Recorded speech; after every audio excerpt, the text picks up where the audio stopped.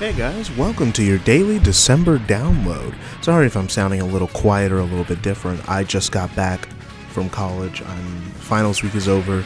I'm back at my parents' house for the next 3 weeks, where I'm going to be finishing off the daily December down. But it's pretty late right now, so I can't be too loud. I wasn't able to record anything before I left, so we're just gonna have to work with what we got. So, topic for today. How are you guys feeling about that new rumor of a new Sonic game? Yeah, I know this is pretty low-brow, low-hanging fruit content, but I got 10 minutes, alright? So basically, Zippo, who is a half reliable leaker, he leaked a lot of stuff kind of early. He got the origin stuff right. He got Superstars half right when he said it was a modern 2D game, where I think he thought it would have modern Sonic, but it was just classic Sonic. It was a modern classic Sonic 2D game. And he got some stuff about Frontiers right, about it being a 3D game, not a hybrid game. You know, he's half right. He's semi-reliable. It's I don't expect the leaker to be 100% accurate 100% of the time. I expect them to at least be hitting the general ballpark. And recently, the big leak is next year there's going to be a Sonic and Shadow linear boost game that's going to come out. Well, we say boost game because we're assuming, but it's going to be linear Sonic and Shadow small game. Probably to tie in with Sonic Movie 2, which would be coming out 2 months after Sonic's normal release window, which is October to November. Sonic always releases a game around the holiday season. That's kind of what he does. Even Sonic Colors Ultimate came out in September. It's always near the end of the year, kind of their whole thing.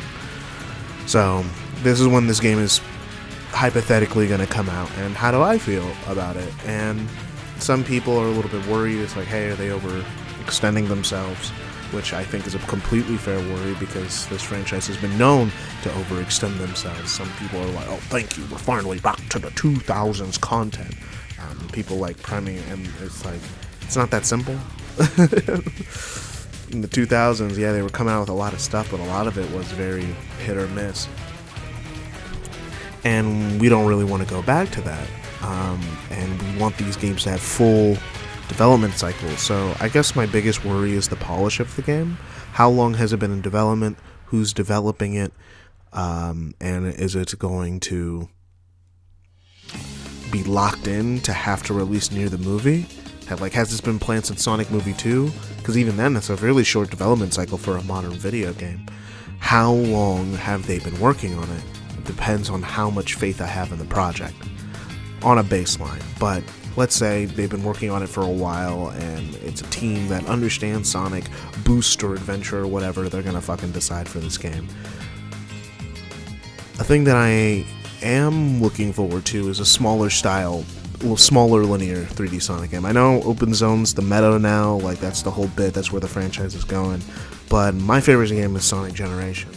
So if we're able to step into the future with combining the two, having all these pillars constantly in motion, having Arzest or whoever, or Evening Star, or whoever they want to get developed classic Sonic games, then they have a boost, just a linear 3D game booster adventure, preferably boost, that's just what I prefer, but a linear game, a linear 3D game that comes out, maybe 3D 2D hybrid, like Gems and Colors and Unleash were, have that be there, as another side game as spin-offs, and then have the open zone be the main content, where we focus on, large scale, large budget, those get the 5-year development cycles that they need to come out with something big.